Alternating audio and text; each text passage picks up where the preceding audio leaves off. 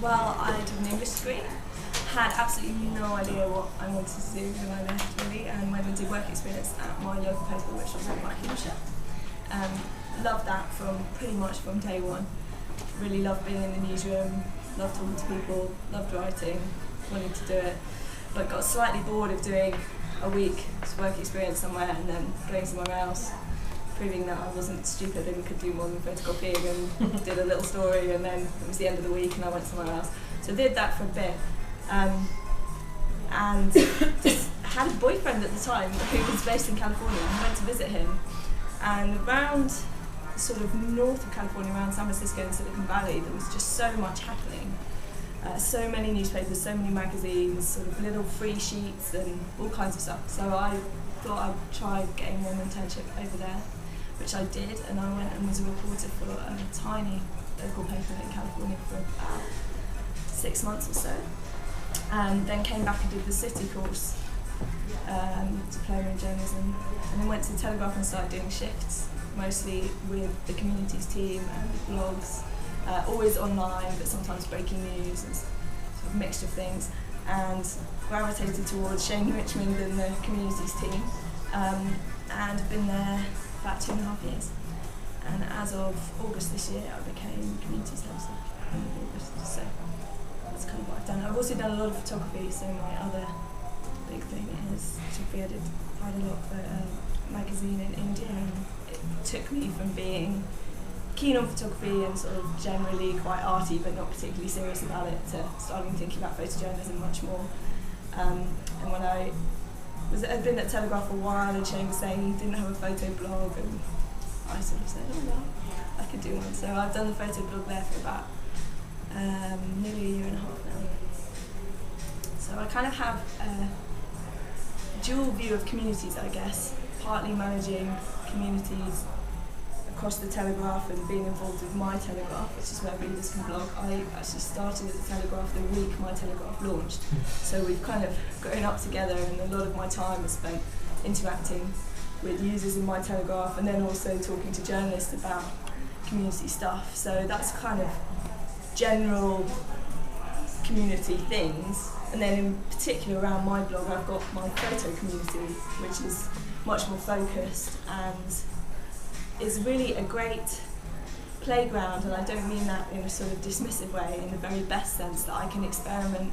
I know them quite well, built it up over time, and now it's increasingly involves Twitter and Flickr, particularly much more than Facebook, but gradually building a community that I know that's quite niche has let me experiment quite a lot and then take that on into the rest of what I do. So I'm quite keen to keep the blogging up because it's kind of actively practicing what I'm preaching, I guess, and really trying stuff out. And when new tools come along, it's good to have had a go or use them in some constructive way.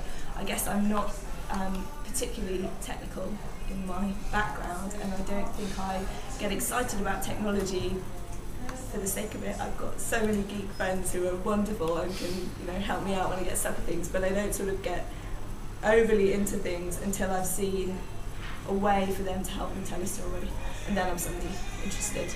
So I'm kind of not the first adopter, but maybe the next wave of adopters. But when I've seen some kind of way to tell things, then I'm kind of all for the tech. But yeah, probably not the techiest person. Have you got a coffee? Do you want a coffee? I'm alright actually. If you have any water, that would be good. Shall I go and get your water? I think I said I asked them each to get one question for you. So I don't know if anyone wants to volunteer to do the first question. If you record them separately as well, so we've got separate video questions. I wrote 2 questions. The one was over complex, so I just decided to go quite simple. So, with your sort of experience of My Telegraph in particular, what do you define as the difference between a citizen and a professional journalist? That's a really good question.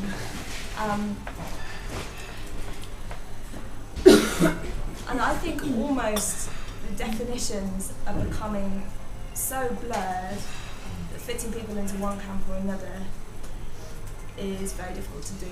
That said, I think there is a real, it's not brain surgery what we're doing here. Journalism isn't that complicated, but equally you can practice it, and there are skills you can learn which will make you better at doing it. And to be really good at anything, it takes a long time, and to be good at journalism takes a long time. There are some people who have really practiced their craft, and it's quite amazing watching them work. I feel really lucky to be in the Telegraph newsroom, and to watch very, very skilled journalists who know their particular area very well and have finely tuned their journalistic skills for that area. That's incredibly impressive. And I don't think necessarily that's going to go, or that there's no value in that. I think absolutely that's important. Equally, there are always people who are closer to the story than you, or know slightly more about the story than you, and that's always been the case. And whether you call them sources, or observers, or bystanders, or citizen journalists, they're really people who are just somehow nearer to the story. They maybe have a personal experience of it, they're in the right location, they're an expert in their field, or whatever.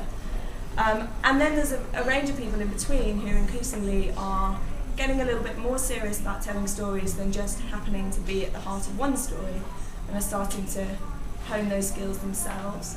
Some of them are fantastic at it, some of them really aren't, and you can pull out from the kind of massive noise who's interesting. But I think as long as somebody's researched something well and written something well and knows what they're talking about, then it doesn't really matter to me who they are, as long as there's no kind of obvious vested interest or something. But all the normal news judgment you would have applied in the past to a news story, I think is all completely valid online. It just, the format changes slightly.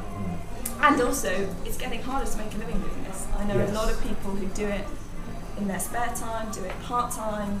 They're a photojournalist and also tech support in a company, or a lot of people mixing careers now, and that's not just in journalism, that's a kind of general trend across society in general. So you might well get professionals in other fields who are part-time one thing and part-time something else, and journalism fits that quite nicely, particularly as the tools get cheaper and access to publication online is so much easier than you're trying to set up a printing press or something.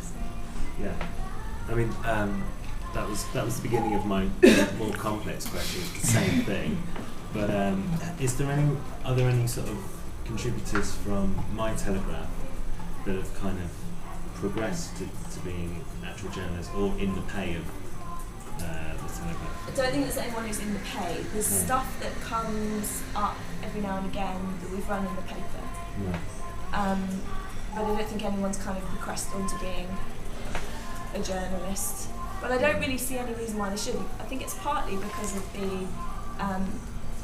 the general readership of My Telegraph. When My Telegraph was launched 2.5 years ago, it was pushed quite heavily in the paper. We managed to get a slot on page 2 of the paper, and quite a big slot on page 2 of the paper every day for several weeks in the run-up. And that meant that the old paper readership and paper subscribers were among quite a lot of the people who signed up to My Telegraph. So in a sense, it was readers going there because they wanted to connect with other readers, and it was long-term Telegraph readers. And although the community's grown since then and it's changed quite a bit, there's still quite a core of people who fit into that category. If we'd marketed it to a whole load of journalism students, it might well have been a very different story. I don't think that's necessarily anything to do with the Telegraph's attitude to it or sort of the way it's set up. It's more just the readership it's got and the membership it's got.